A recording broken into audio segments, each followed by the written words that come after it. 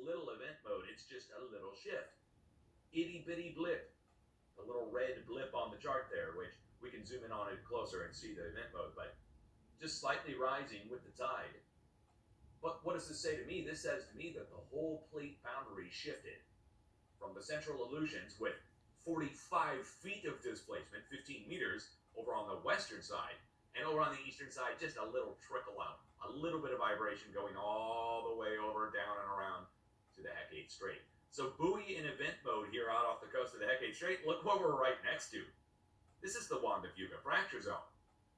And we know for certain, 100% beyond a shadow of a doubt, that the plate is now slow slipping, according to professionals, up in the Pacific Northwest, Vancouver Island, Washington, and Oregon. Slow slipping is a term used by professionals to describe when the plate is moving a little bit faster than normal. We should call it a fast slip, but they call it a slow slip as the plate is slowly slipping. Let me show you the tremors as of yesterday, reported by the Pacific Northwest Seismic Network. Here we are. All these little red dots. So there's 219 on the screen for yesterday. Now this has been going up and down by several hundred. I think we topped out at 800 per day at the height of this slow slip that's been going on now for the last 2 weeks. Let me take you back a day and show you. Here's the 18th, 2 days ago. Notice anything? We're up in Washington in a cluster up at Vancouver Island. Every little red dot is a vibration as the plate shifts. It has magnitude assigned to it, but it's not really faulting. We're not really looking at faults breaking.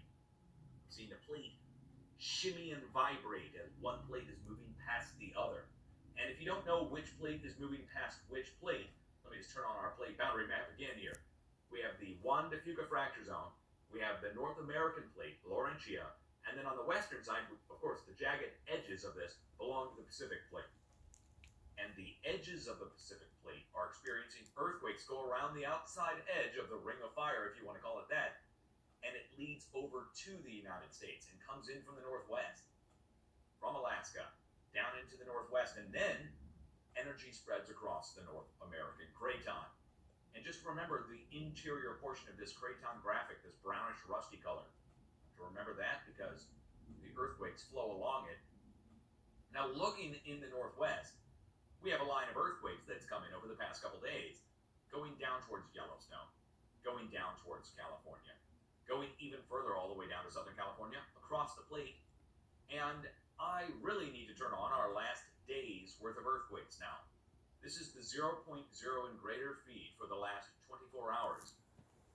While that's loading, let me just quickly address the earthquake up here in Alaska.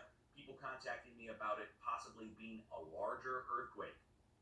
And while I won't dispute that it could be somewhat larger, let's just say that the earthquake was, 7.8 instead of 7.5, for instance. But there's some talk online about the earthquake being a 9.0 earthquake, and it's showing up on the Global Seismic Network, or the Global Array from the ANSS, the backbone, and it does show pretty big across those charts. It's not a 9, it can't be, for a few reasons. One, we've seen 9s before, and 9s produce major tsunami waves all the way across the Pacific. Let me use the Japan megaquake in 2011 as an example. So the 8.9 to 9.0 earthquake struck. USGS took it to 8.9. It was really a 9. Struck right here on the coast of Japan. And that produced a Pacific-wide tsunami that sent tsunami waves all the way over to the west coast of the United States. We had a couple fatalities from that tsunami wave that came in 2011. On the west coast of the United States. Fatalities. So now, again, this earthquake struck last night, and it sent out localized tsunami waves, 300 kilometers or so around the area here. Additionally, we can look at other stations compared to 2011.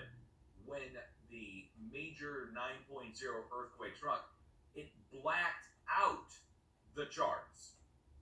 Blacked it out. It didn't just spread like this upper 7 did yesterday. It literally blacked out the charts. Just solid black. And people were like, what is this? We can't even see the lines on the charts. And it was just solid black. Because that's what a 9 shows up as. So just go back and compare to other 9s in the past. And again, there haven't been many. There's only been 2. You You could even say that the Indonesia earthquake in 2004 wasn't really a 9, but the 9 in Japan was. So again, it was an upper 7, and it produced the tsunami wave that we would expect from an upper 7. And unless there's some other factors, like what if there was a huge wave that we didn't hear about yesterday? Some massive wave shows up. I mean, it could very well be. But again, we don't have any evidence of that. Only evidence of a small wave showing up locally there. And that, again, kind of all points towards it. Okay, so let's look at the rest of the planet really quick. This is 24 hours worth of earthquakes reported from the USGS and EMSC. And it's way low in the West Pacific. As a matter of fact, I'm really wondering what the heck is going on with this. Let me hit apply again because I just have to verify that this is our 0.0 and greater earthquake feed. Boy. I mean, it's very odd. Okay, so in the West Pacific for 24 hours, we have 1, 2, 3, 4, 5, 6, 7, 8, 9 earthquakes. I can count on, but again, I can just count. Normally, it would be a cluster across the entire region. This is almost like somebody hit the off switch for reporting of earthquakes internationally as this thing's going on up here in Alaska. But it could be that it just went quiet. Now, if it goes seismically quiet across a huge region that's normally seismically prone, that's not good. We don't want to see silence across the whole planet. That, again, now a layperson who doesn't look at this normally would be like, oh, it's great, no earthquakes. No. We want to constantly see a release taking place and a spread happening from the areas where the energy builds, and transfers out from. We get all our deep earthquakes hammering in on the underside of the plate over here. And if it doesn't escape out and go somewhere, we can see that build into an extremely large event, and we don't want to see that. So at this point, right now, it's extremely quiet in the West Pacific, all the way from Fiji down to New Zealand, all the way from Fiji over to Indonesia, all the way from Indonesia across Philippines. There's only a handful of 3s, and we get into Japan, nothing.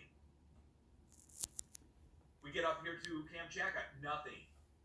We get all the way over here to the Aleutians, and then we pick up with our 7. So it's quiet from the Aleutians to Kamchatka, Russia, back down to Japan, back down to Taiwan, and quiet back across the Solomon Sea and Papua New Guinea of all places.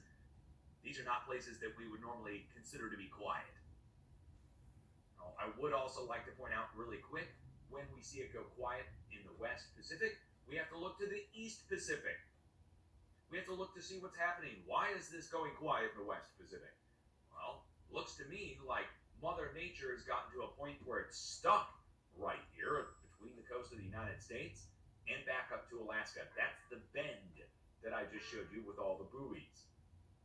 So with this low number of earthquakes internationally, it's really raising my eyebrows here in the United States. That's why I'm taking the time to show you this low international number of earthquakes, because getting into the U.S., let's dive into the Northwest. No earthquakes reported across Washington, except for one in the Strait of Juan de Fuca. That's technically on the Canada side of the border, too. Look at that. They have it listed. Oh, no, am I wrong? I'm wrong on that. Hold on. It's not on the Canada side of the border. It is like 10 miles on the U.S. side of the border. The San Juan Islands National Monument. Never even heard of the place.